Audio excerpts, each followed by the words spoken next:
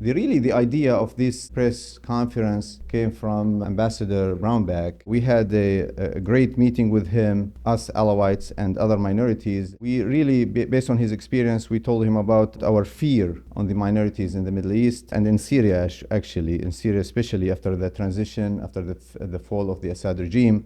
He told us, hey, you need to act quickly and you really need to have some kind of press conference.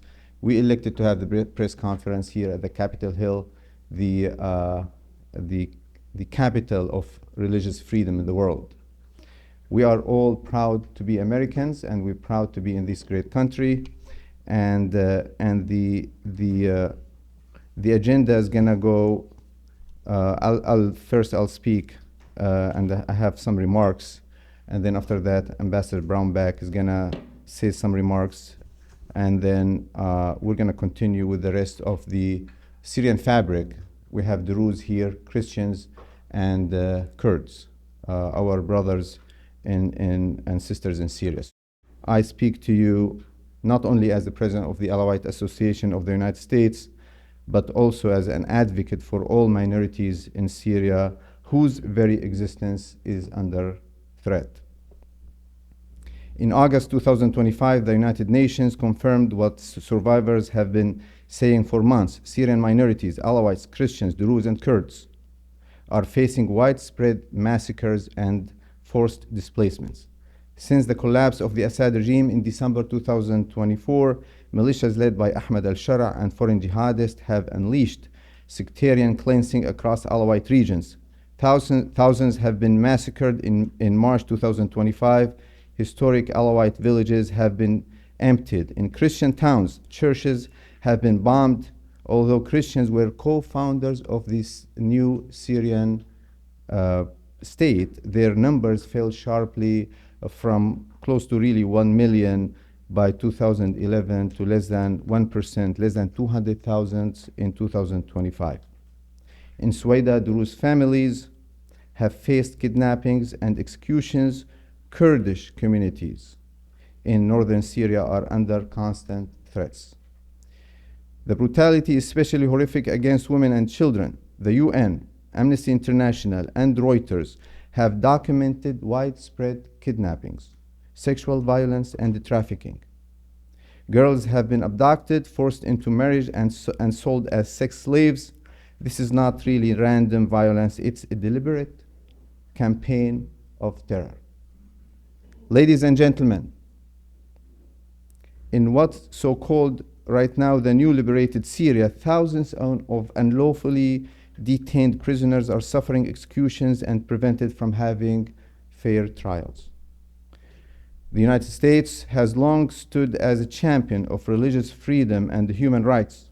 If America speaks for justice, it must take steps towards securing minorities in Syria, which is the key for a prosperous future. Ladies and gentlemen, this is not charity. This is about principled action and moral clarity. Today, we urge Congress and the administration to take immediate action that reflects America's leadership in defending human rights and protecting minorities. We urge the United States to apply serious diplomatic and economic pressure on the Syrian regime to halt its sectarian policies and support the creation of a truly inclusive government built on free, fair, and internationally monitored elections. Ladies and gentlemen, protecting Alawites, Christians, Druze, Kurds, and all minorities is not a moral imperative. It's the foundation of lasting peace in the Middle East. Finally, we believe that the best path for a stable, prosperous Syria is by adopting decentralization. Decentralization, where communities like Alawites, Druze, Kurds, Christians can freely govern themselves. Ladies and gentlemen, if we fail here, we will fail everywhere. Thank you very much. We did indeed meet earlier this year with this community, and I and several others were telling them, we've got to act now. I've been through this drill before. If This is not guaranteed that the religious minorities can protect and govern themselves. There will be widespread disaster, there will be attacks, there will be people killed in this, and ultimately what you're going to see is a wave of immigrants into Europe and the United States from Syria. That's what's happened in the past. That's what will happen in Syria if the United States and other Western countries don't strongly support the federated system, a decentralized system that people can govern and protect themselves. And when I met with them, I was hearkening back and thinking about Iraq when we went in and removed Saddam Hussein. And we're talking about how to build the Constitution at that time in the United States, because we had gone in, we moved into the region. And we didn't guarantee the religious minorities and the ethnic minorities in Iraq. And we fought for that, but everybody said, no, it's going to be too complicated, you can't get it done, it's not going to work. And what did you have? You went from 2 million Christians in Iraq to 200,000. You just have people fleeing that are religious minorities. You had a genocide in northern Iraq of the Yazidis and the Christians. This is an ancient homeland. This is the center place for Yazidis in the world. Decimated, raped, pillaged, killed. And when did it happen? Well, it happened a little bit later on, after the United States and the West lost interest, and there's a life expectancy to these things for as far as Western interest in a region. The United States will stay interested in an area maybe 2 years. And then after that, it goes somewhere else. It's not out of dislike for an area, it's just world events move on. So while the cement is wet in a place like Syria, you have to structure it to where it can long-term sustain itself in a protection of people who are of religious minority, not of the majority group, that they can protect themselves. They have to be able to protect themselves. Because if they're dependent upon an outside force, the outside force is going to lose interest at some point in time. You have to be able to do that. That's why you have to have the decentralization, you have to have the governance by the minorities themselves, and they have to be able to protect themselves. And I call on the United States in this era, in this point in time, while the cement's still wet, as I mentioned, this hasn't completely taken structure, that we have to support the minorities to be able to govern and protect themselves. And we need to push that in this region and say this is a requirement for us. It has to be this way. And we'll support it this way. If it isn't this way, we will not support it. We will not economically support it. We will not militarily support it. We will push back against those in the region that are seeking to do otherwise. And there are other forces in the region that want this just governed by radical Muslim terrorist groups. They're fine with that. That should not be fine with us. It cannot be fine with us for it to be sustainable on a long-term basis. So that's why I want to urge everybody in this room and that's listening to this, push now. This is the biggest time to push, because this isn't firmly set yet. It is still shapeable, but once these things get firmly set, it's very hard to break them apart at that point in time. And we're not talking about a breakup of Syria. We're talking about a decentralization of Syria. We're talking about a federated system. I think the model really should be what Kurdistan has been in Iraq, where you have an independently governed but part of Iraq region. I was there in Erbil earlier this year. It's growing. It's got growing minority communities. They protect the minority communities in the region. Economically prosperous, a good ally for us to work in the region. You've got a model that works. Work with that model. You've also seen where it hasn't worked, such as in the area where the Christians and the Yazidis were, and it got raided and decimated by radical jihadist groups. You will see the same thing happen in Syria if we don't provide this sort of structure and protection. And that's why I'm here. I really want to urge you to push aggressively now. If there's any time you push on this, Now's the time to push on it. Push the Congress on this, push the administration on this, push the international governing bodies that are a part of it, push the Europeans on this. This is the time to do it. There'll be a season of rest later on, but not now. This is when this has to happen and has to take shape. So I'm honored to be a part of it. I'm delighted you're here and organizing it. It's just we've got to get it done now. And I've lost these fights in the past. I was involved in the fight to get the religious minorities protected in Iraq, and we lost that fight. And we haven't necessarily paid the price, but the people on the ground paid a huge price in people being killed and raped and murdered. And the countries around the region and internationally pay a price, in that you're going to get a wave of immigrants that are going to come through, because people aren't going to stand for it. They're not going to let their kids stay in that situation. They're going to flee. And you will see yet another ancient Christian community be run out of another Middle East country. There's very few places that any of the Christian minorities are left. And the model has been what you're seeing is taking place right now in Syria, if you don't stand up to it now. Thanks for being here. God bless you all. If we lose the Christians, the Alawites, the Kurds, this beautiful fabric. Actually, I've been having phone calls almost on daily basis from our moderate Sunni telling us, if we lose you guys, we're going to have a sea of jihadists in Syria, and that's really, nobody would wish to have that for such a beautiful country. Congressman Mike Lawler was very supportive of minorities. He sent us a statement, and the statement actually is going to be read by my friend, a board member of AAUS, Dr. Yassin. I'm honored to read the statement from Congressman Michael Lawler. And the statement says, I want to thank you, Dr. Ibrahim, and all the organizers of today's gathering.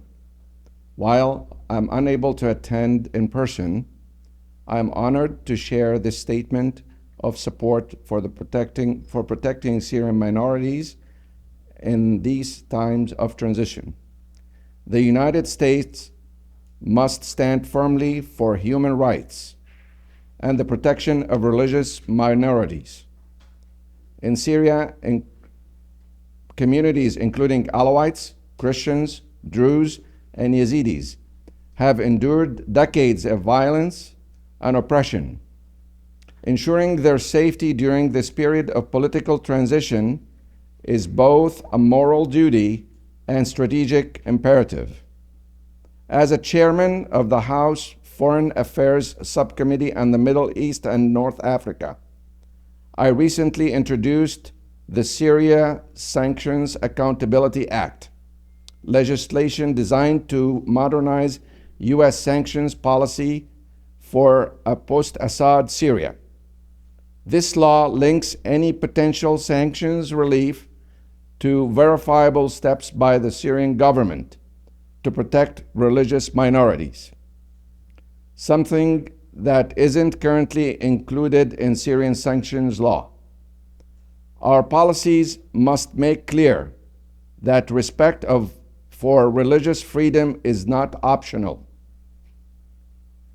I commend the Syrian-American community and all advocates who raise their voices for justice. Your work demonstrates the freedom, dignity, and human rights are universal values that the United States will continue to champion. I remain committed to advance U.S. policies that protect religious minorities and promote a stable, secure Middle East. Sincerely, Congressman Michael Lawler. Almost all our meetings at the Congress, we asked that please do not give the al-Sharaa government carte blanche. We want a peaceful, we want a prosperous Syria, but if the acts of violence, kidnapping, killing on daily basis, we have documented at least 4 to 5 Alawites killed in the coastal and Hama, Homs regions on daily basis, killed based on identity, based on being Alawites. In the Druze area, they are under huge siege. Probably haven't seen siege like that since Second World War. And we said that the carte blanche policy, excuse me, policies that some in the Congress would like to give to Mr. Al-Sharaa should not work. And I think it should be some kind of accountability. If you act on decentralization, democracy, religious freedom, prevent these jihadists from killing people, I think we have future in that country.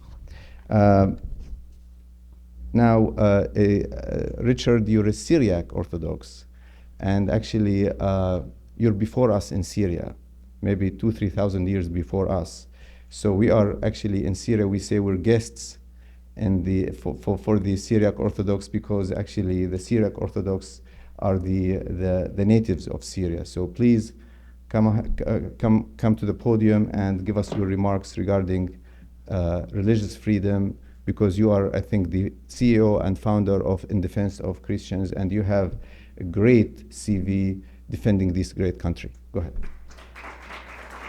I'm Richard Gazelle, Executive Director of an organization called In Defense of Christians. We stand here today united in the belief that the United States and the international community have both a moral obligation and strategic interest in protecting Syria's vulnerable citizens during this volatile period of transition in Syria.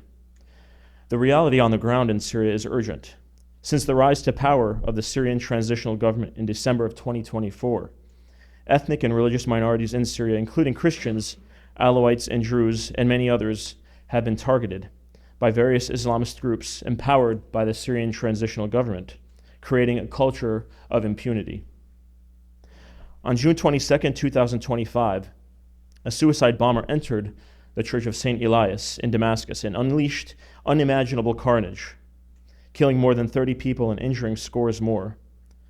While the Syrian civil war came to a formal end in December of 2024, the horrors for Christians, Alawites, and Druze in Syria has only intensified. The attack illustrates a sobering reality. Syrian Christians who have endured centuries of political repression and sectarian violence now face an existential crisis. With every suicide bombing, every desecrated church, every community exodus, Syria edges closer to losing a 2,000-year-old spiritual and cultural pillar. Syria is home to the world's oldest existing Christian communities, which trace their lineage back to the apostles. It was in the ancient Syrian city of Antioch where followers of Christ were first called Christians, and it was on the road to Damascus where the apostle Paul himself became a believer in Christ. Cities like Ma'lula and Qamishli still preserve the ancient Aramaic language spoken by Jesus. Ancient churches and monasteries fill the landscape, bearing silent witness to Syria's role as a cradle of Christian culture and civilization. Prior to the start of the Syrian civil war in 2011, Christians made up approximately 10% of Syria's population and played key roles in academia, medicine, commerce, and in public life. They coexisted with their Muslim neighbors to preserve a fragile but buoyant multi-ethnic, multicultural social fabric. Today, fewer than 300,000 Christians remain in Syria, down from roughly 2 million prior to the war. The recent bombing of St. Elias Church is not just another act of terror. It's a signal of the accelerating cultural and religious erasure. For centuries, Christians, Alawites, and Druze have served as a moderating force in Syria, offering Syrian society a model of compassion, coexistence, and moral restraint. Their elimination would cause a narrowing of ideas, a narrowing of identities, and a narrowing of beliefs, which would enable radical ideologies to reach an otherwise moderate Muslim demographic. Christianity's extinction in Syria would also mark the loss of a vital bridge between East and West. Syriac Christianity has provided unique access into the mind, culture, and worldview native to Christ and the apostles, and thus shaped the theology of the early church and connected the Western tradition with its Semitic roots. Its loss would sever a crucial link in this shared civilizational heritage. In response to the rapid increase in Sunni radicalism and religiously motivated violence in Syria, the United States must press the Syrian transitional government to bring perpetrators to justice, formalize and enforce constitutional safeguards, and implement robust security measures to protect the country's ethnic and religious minority components. There's no doubt that total diplomatic disengagement and isolation by the United States would present the risk of creating a vacuum, further empowering extremists. But we must also remember that the Syrian transitional government is a coalition of Islamist factions with problematic radical histories, and diplomatic relations that are totally unconditional will also incentivize radicalism and impunity. Any diplomatic normalization must be strategically structured to establish guardrails for the transitional government's behavior and mechanisms for accountability, providing a framework for leverage and influence. The U.S. must condition any formal diplomatic normalization on the Syrian transitional government's guarantee to protect minority rights, religious freedom, and enshrine constitutional safeguards. To this end, the United States should establish a measured diplomatic relationship with Syrian transitional government to promote security, stability, and human rights. Diplomatic recognition should be leveraged to compel concrete commitments for reform and representative governance under the law. Number 2, require constitutional protections that enshrine equal citizenship, religious freedom, and dignity for all components of Syrian society, including Christians, Alawites, Druze, Kurds, and Sunni Arabs. Any new Syrian constitution must guarantee minority religious components the right to worship freely, run their own institutions, and participate fully in public life. 3, require the reform and professionalization of Syrian security forces to ensure broad inclusion and institutional integrity, replacing the current patchwork of militias and foreign jihadist fighters. Syrian security forces must enforce the rule of law while also remaining accountable to the same rule of law. Number 4, require security guarantees to ensure that the Syrian transitional government establishes and enforces robust security protocols to safeguard houses of worship, religious minority leaders, and communities and neighborhoods. Number 5, urge Syrian transitional government initiatives for cultural preservation. Such initiatives would include the restoration and preservation of historically and religiously significant sites, many of which have been destroyed, desecrated, and damaged in the conflict. These efforts should include community leaders and local communities in both planning and implementation. And finally, number 6, deliver humanitarian aid to assist the rebuilding of infrastructure, the establishment of stable governance, and the implementation of robust security measures. Vetted non-government organizations and religious institutions representing vulnerable communities should also receive direct aid for local humanitarian relief and to support a safe resettlement of displaced and devastated communities. World leaders and policymakers must move beyond reactive condemnations and adopt proactive strategies to preserve what remains of Syria's religiously diverse heritage, recognizing its enduring significance in global civilization. The consequences of indifference would not stop at Syria's borders. The disappearance of pluralism in the Middle East would fuel continued destabilization in the region. As the bloodstains dry on the pews of St. Elias Church, the United States and international community must reckon with the price of indifference and resolve to pursue the moral obligation of civilized nations. Thank you. Next is going to be our brothers and sisters in our struggle for a better Syria, decentralized government, democratic Syria, better constitution, stop killing. We share with our brothers and sisters and Suwaida, our Druze brothers and sisters, the same suffering from the same atrocities, unfortunately. Dr. Manal Hajali, she is the representative of the Foreign Affairs Office of the spiritual leader for the Druze in Suwaida, Hikmat al-Hajri. Go ahead, Doctor. Good morning, everyone. I stand before you today as the voice of Druze people, wounded but unbroken, people who have forced genocide but yet refuse to surrender their dignity. The Druze are a distinct ethno-religious community who lived side by side with Muslims, Christians, and others for over 1,000 years. We have preserved our faith and traditions while embracing coexistence, dignity, and freedom of belief. Perhaps some people never heard of Druze before the last few months. That is because we're peaceful people who have never attacked others, never sought to dominate, and never aspired to create our own state. Wherever Druze have lived, We have been loyal to the communities we call home, contributing as good citizens, neighbors, and defenders of peace. In Syria, Druze primarily concentrated in the southern province of Sweda. In July 2025, Sweda, our Druze homeland, was turned into a place of horror. What happened was not a battle, not a clash, but a massacre. Innocent men, women, and children were slaughtered in their own homes. Government forces stormed the Druze villages not to protect us, but to destroy us. They looted everything they could load into trucks. They set houses on fire. They murdered the elderly, women, and children, displacing entire families. More than 140,000 people were forced to flee, abandoning everything in a desperate search for safety and survival. Even the hospital, the one place that should have been safe, became a killing ground. Government forces entered the hospital and carried out a mass execution inside the hospital itself. Patients were slaughtered in their beds, health workers became targets, the sick and the wounded were not spared. In other parts of the city, families were burned alive, others executed in cold blood. I cannot speak in general terms alone because the pain has names, faces, and stories. My own neighbor, Manar, a respected attorney, was burned to death in her home together with her husband and her kids. And why? Just because they were Druze. Tala, a little girl, watched her parents be murdered before her eyes. Then she was forced to step over their blood, carrying a trauma no child should ever suffer.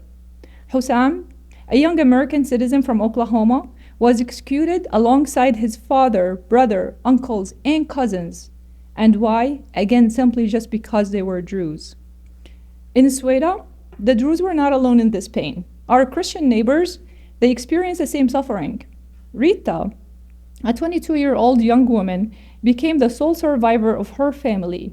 She watched as 12 of her loved ones were massacred in front of her. Injured and bleeding, she survived only by laying still for hours under the corpses of her family until the terrorists finally left her home. Then she sought help. Rita's survival is a miracle, but it's also a haunting reminder of the barbarity that minorities in Syria face simply because of who they are. These are not isolated tragedies. People are decapitated, families wiped out, villages turned into graveyards. Many women were raped and then killed, and these are real stories, by the way, known to us. However, they are being handled with extreme confidentiality due to the sensitivity of this matter. As of today, 37 villages in Sweda are almost completely burned to the ground. Over 20,000 homes were looted and torched, with the stolen goods openly sold in the markets in the neighboring province under the eye of the government itself. Unlike the coastal massacres earlier this year where evidence was buried, Sweda still stands as a living courtroom with evidence. It's a prime example of barbarism that the world cannot ignore.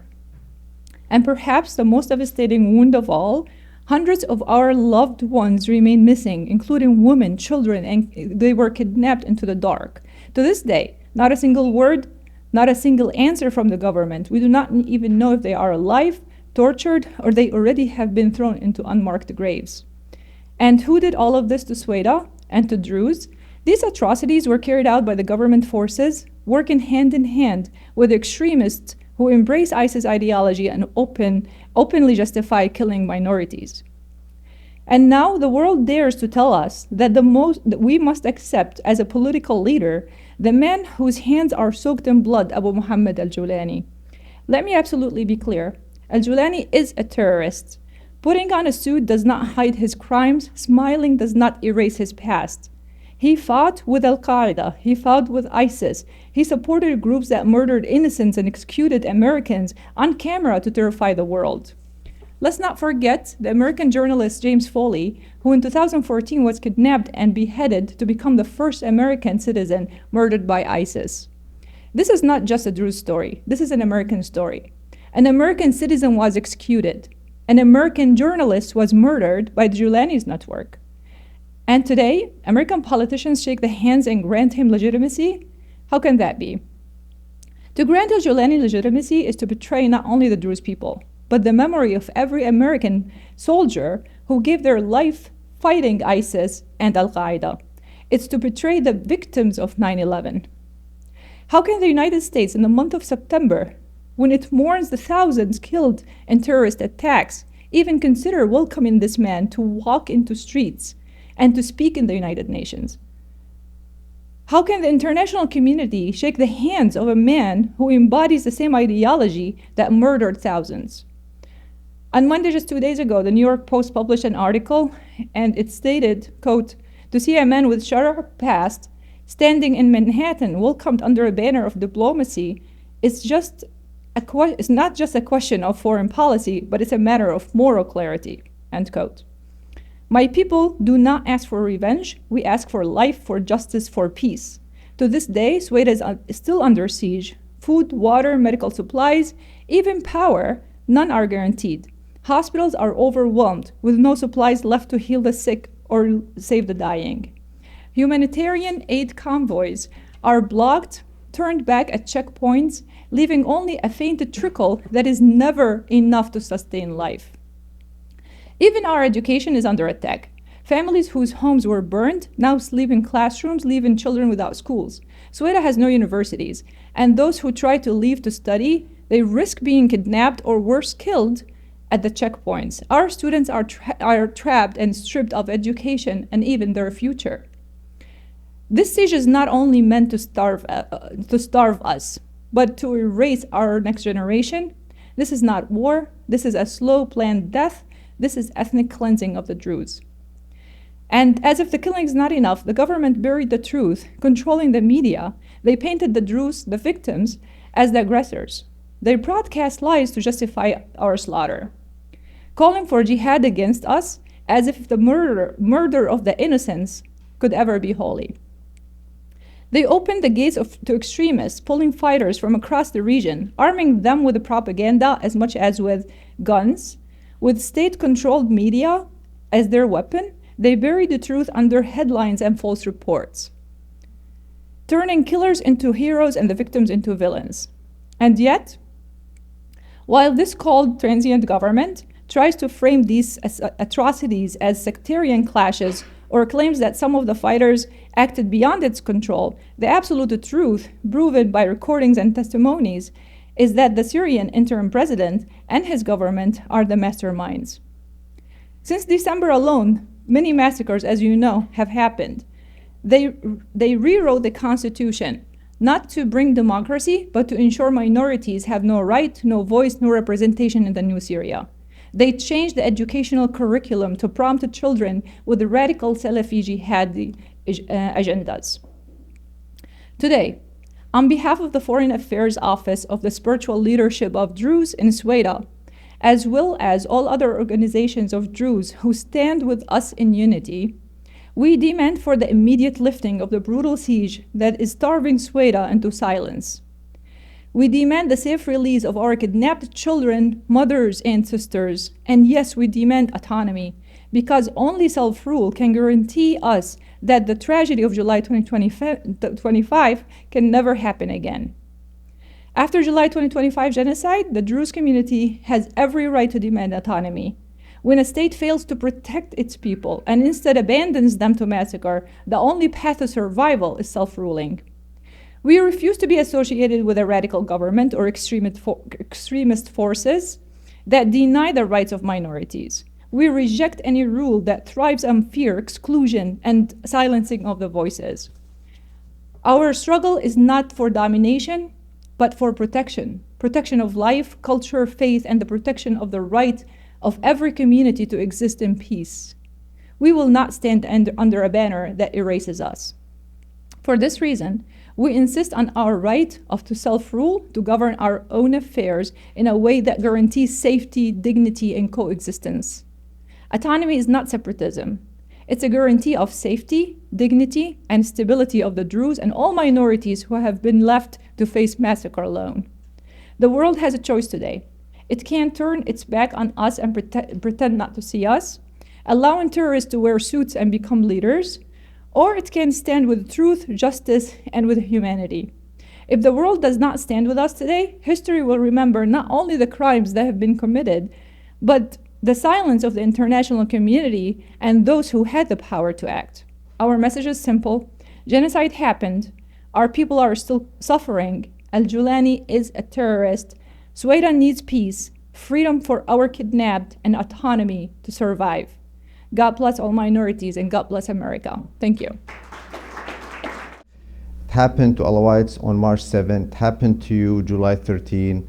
I hope that's not going to happen again, or repeated again for our Kurdish brothers and sisters. We're our countrymen, countrywomen from the Suwaida. We share the same faith with you, and I think future Syria is going to be inclusive for all of us. Otherwise, not going to be no Syria. I would really like to welcome Dr. Phares. You're a champion against political Islam, probably before some of us were born. I'm not trying to make you old, but I think I would love to hear your remarks today. But first, I'm going to start with Dr. Jens. He is a champion for investigative journalism. Actually, he went to Lebanon to meet with the victims from the Alawites who fled after the massacre. And if you can, just 2-3 minutes, if you don't mind. So my name is Jens Kreinert. I'm a German-American. I studied theology. I did field work in Antakya on interreligious relations. And I just want to say a few words. I can confirm whatever was said. I'm very well informed. I did interviews. Since March 7th, I literally did not stop working on these issues because I came to know the Alawites in Antakya since 2008 and 10 when the Syrian conflict started, and I'm very well aware about the situation of the Yazidis, of the Druze, of the Christians, of the Alawites. And I was standing up in the first days also to express the frustration that nobody's advocating for a minority that is wrongly associated with the previous Assad regime. And so what is very important for me to say is to document, to interview, and to give those who have no voice, to give them a voice to tell their story. Every victim, every witness has a right to be heard. And that is, of course, also the foundation of the newly founded Institute for the Documentation of Human Rights Violations.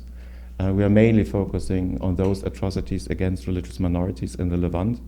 And there is a major task to be made. Namely, we see a genocide unfolding, and we can possibly, with the given evidence, also clearly state that this is orchestrated, this is ordered, and the patterns between what happened in the coastal areas and what is in Suwaida is directly linked. The groups that are involved are coordinating with one another.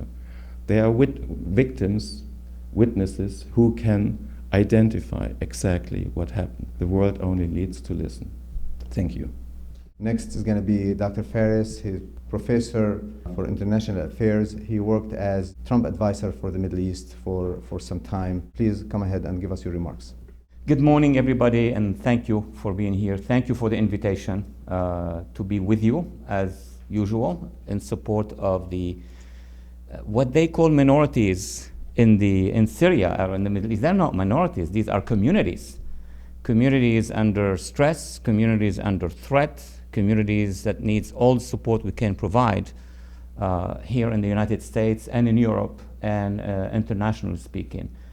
From the day the regime fell, that's the Assad regime fell in December, till today, the cause of freedom in Syria has been, tragic.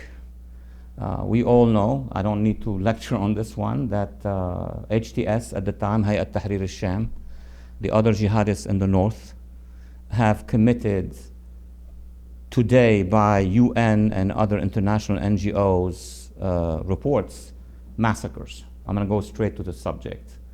massacres, first of all, in the Sahel, on the coast of Syria, that basically can be described as intentionally genocidal. Intentionally genocidal meaning there was an intention to actually not just ethnic cleanse them, which the process is still on, I mean, we know that, but to eliminate them physically.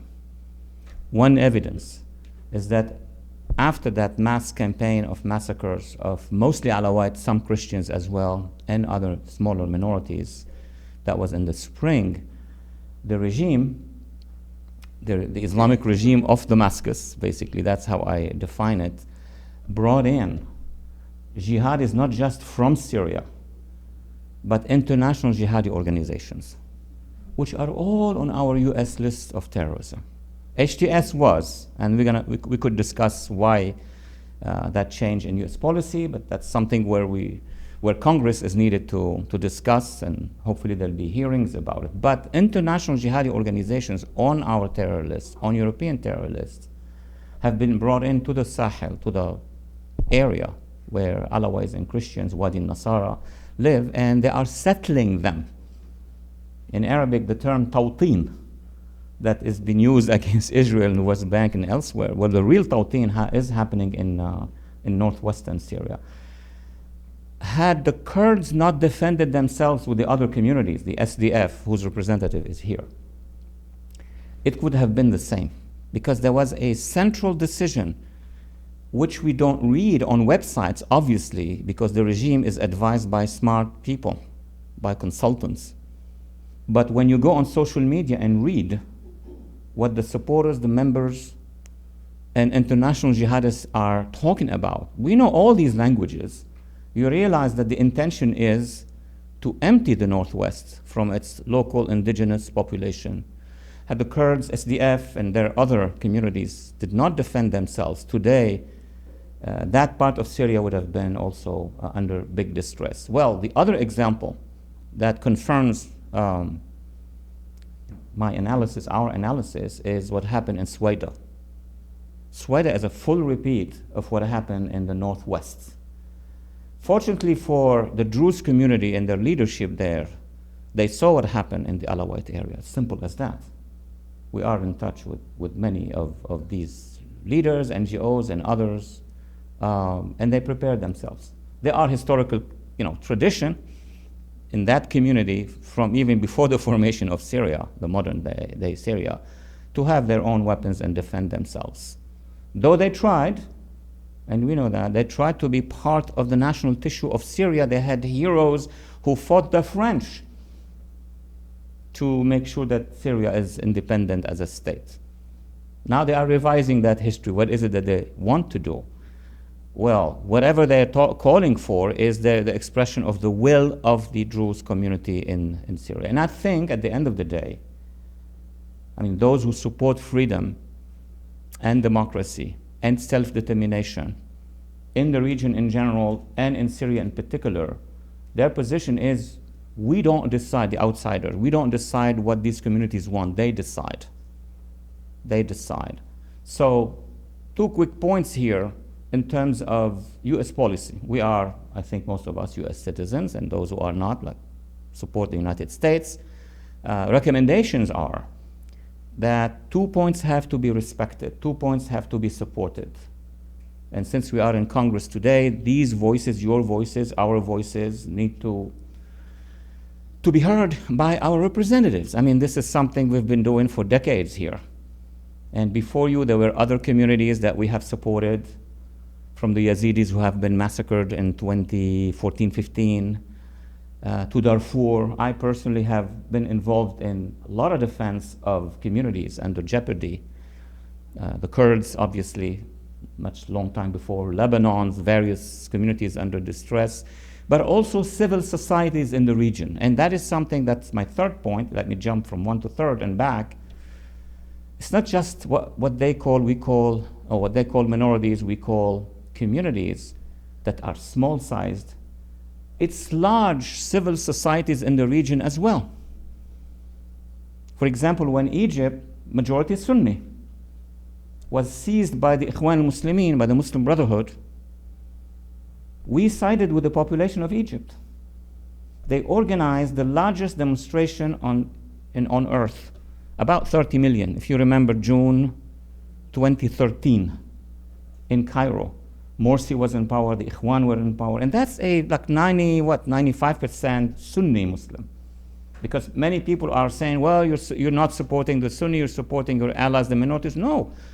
When the civil society of Egypt was under stress and was persecuted, that's Sunni, we sided with civil society. And we spoke here in this building with civil society. Another example is Iran.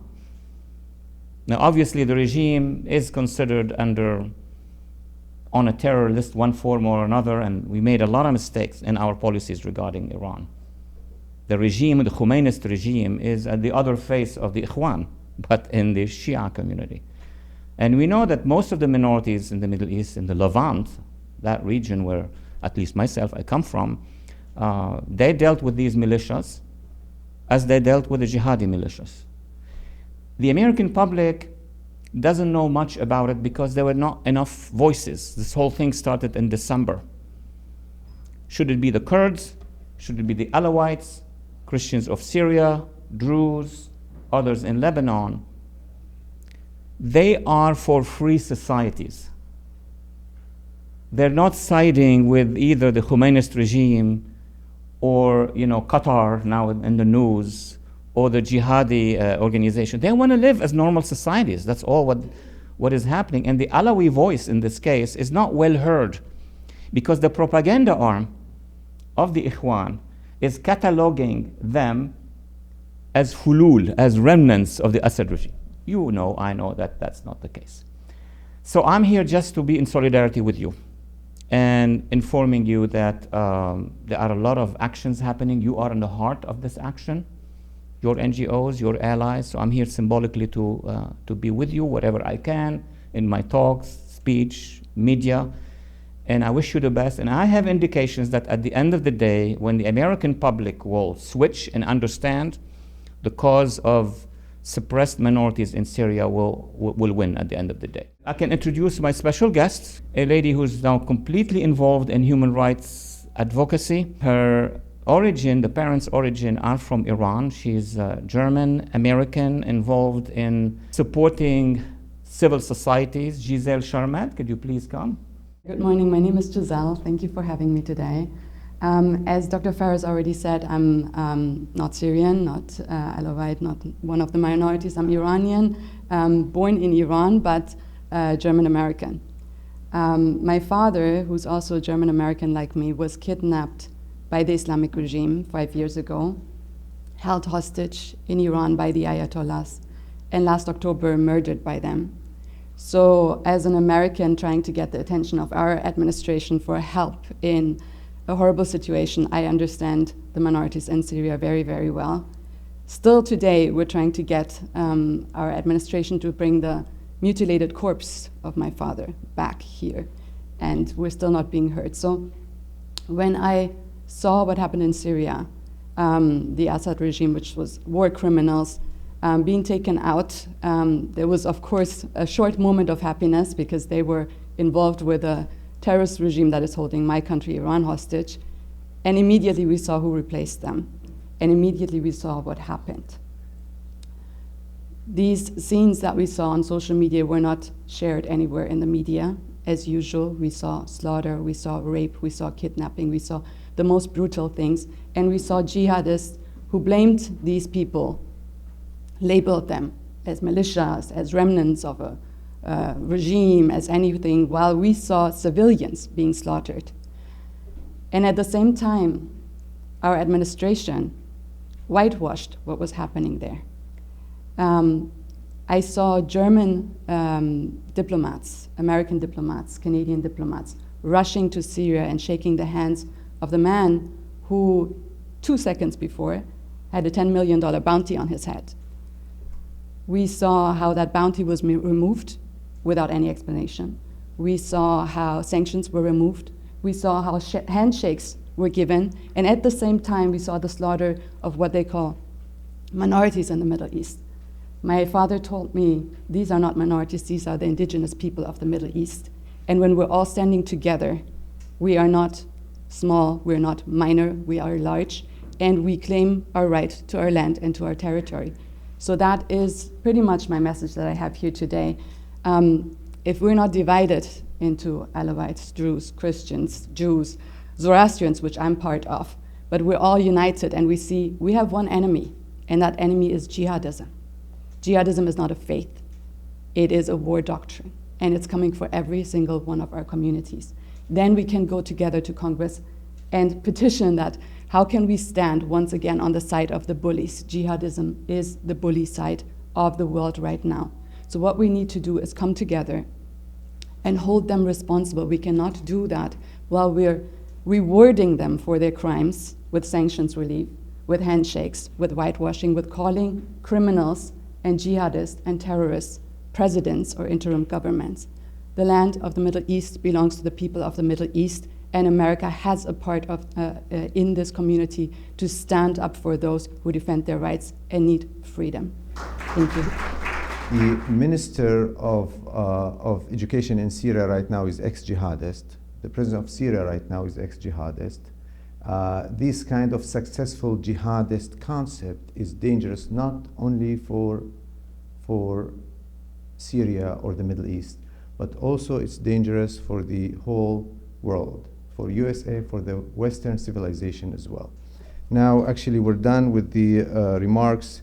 Mr. Ambassador, would you please come here for some questions? And Richard, if you don't mind. Guys, you have the podium for the next 10, 15 minutes or so. If you wanna, we'll be here. If you have any questions, please go ahead and feel free to ask. That's what's going to happen. That's been the pattern of what's happened. That's what's happened in Iraq. That's what's happened in other Middle Eastern countries, and that's what will happen in Syria. I believe it is the plan that would take place. That's why we are at this juncture now where you actually can prevent that. You actually can have a multi-ethnic, multi-religious, prospering Syria if you structure it right now. And that's got to be a decentralized, federated system where these communities can protect themselves. The only answer is for them to be able to protect themselves. I remember meeting with the U.S. commander in Iraq before the genocide happened of the Yazidis and Christians there, and saying to him, you got to provide protection for these religious minority communities. And he's saying, well, we've got various missions that are a part of what we have to be a part of. And they protected them for a while, but we lost interest. And then when they couldn't protect themselves, they either got killed or fled. And that will happen in Syria if you don't structure it right now. You asked whether this is part of a plan to rid the area, the region, of Christians and other religious indigenous groups. Right. I would say certainly echo the ambassador's remarks, but also add to that, there's nothing new about this. HTS, Jolani, or whoever is currently in power today, this is not a novel plan. This is not a novel attempt to rid the area of anybody but Sunni radical practitioners or followers. This has been happening for the past century since the fall of the Ottoman Empire. This has been happening for the last 1,500 years. The slow receding of religious groups, indigenous groups from the area. It's part of our history as Christians in the Middle East, and I'm sure the same applies to Alawites, Druze as well. We've always been stuck in the middle. We've been sort of the unfortunate victims of wars and conflicts that don't even involve us, whether it's as we see today, the Arab-Israeli conflict, whether it's Rome and Persia, whether it's Sunni Shia. We've always been stuck in the middle, paying most dearly, but not even being an official party to any of these conflicts. Even the fires in the Alawite regions, I fear that it could be as part of just ethnic cleansing, kind of manufactured ethnic cleansing, even against Alawites. So we fear that Druze, Alawites, after Christian are going to be the next, and then after that our Kurdish brothers and sisters. One time Churchill said, if we treat Stalin as member of our club, he may act that like a member of our club. He created Soviet Union that took USA, 70 years to get rid of him. I don't think the guy can be educated. I think the decentralized government or decentralization, minimizing the strong power grip of Damascus, central Damascus, that's going to be the key. Ambassador? I think you've got, Lauren, a couple of key points to it. Safety, first and foremost, has to be safety. Equal citizenship, decentralization, you've got to have a reconciliation. I mean, this is a proposal that others have come up with, but I believe staunchly it. The United States can play a key role in forcing this to happen, whether by economic sanctions or by support, by offering military assistance to those minority communities if it comes to that. If the central government won't allow this, that we provide, okay, then we're going to provide assistance, military assistance, lethal assistance in these places to these minority communities if you're not going to do it, if you're not going to allow it. Because them being able to defend themselves is the only long-term solution that we have seen worked in the region. That's the only one that's worked. And we can force it. It was an aggressive action by this, but the Trump administration, and I was part of the first one, this is an aggressive administration. And this is the long-term solution that will actually work and protect, and it will be best for Syria in the long run.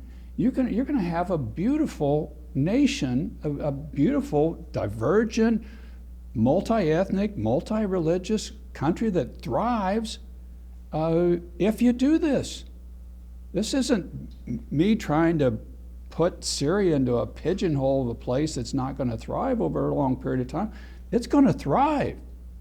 But you got to get the groundwork's got to be right, and this is the route that will work, and we can force it and need to.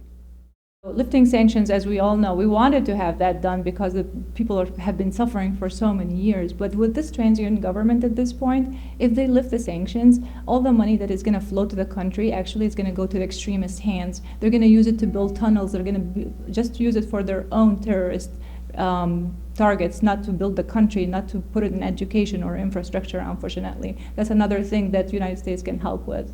There's no desire on the U.S. government's part to institutionalize jihad. We don't desire that, and nobody desires that. The problem is the effect of not doing the right things now allows that to happen. And and we lose interest. There's usually about an 18-month window on these things for the West and for the United States. And it's not that we're opposed, it's just the world moves on and the next crisis happens and you engage it. So while you're in this period of time is when you've got to set it right, or those will be the consequences. There's no intent, it happens because of a lack of action.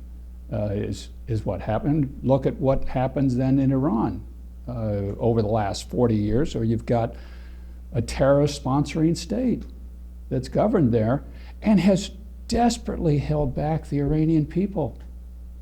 What a beautiful people group that have thrived. The ones that the Iranians I've met in the United States are marvelous contributors to this country and society. Amazing. And there's a whole country of them that's just being held down. That's the saddest. There's lack of vitality and opportunity for a whole millions of people, and a lot get killed too if you don't do the right thing at this point in time. Thank you very much, everyone, for being here. Thank you for your dedication for this cause. Thank you for everyone for fighting for the freedom of minorities, components, communities, as you said, Dr. Phares. And thank you very much, Mr. Ambassador. It was an honor. It was an honor. And Richard, we share the same struggle. Thank you very much, everyone. Thank you guys for hosting it. Thank you for putting it together. I really appreciate that. I mean, this is important. You got to just keep pushing, particularly at this moment.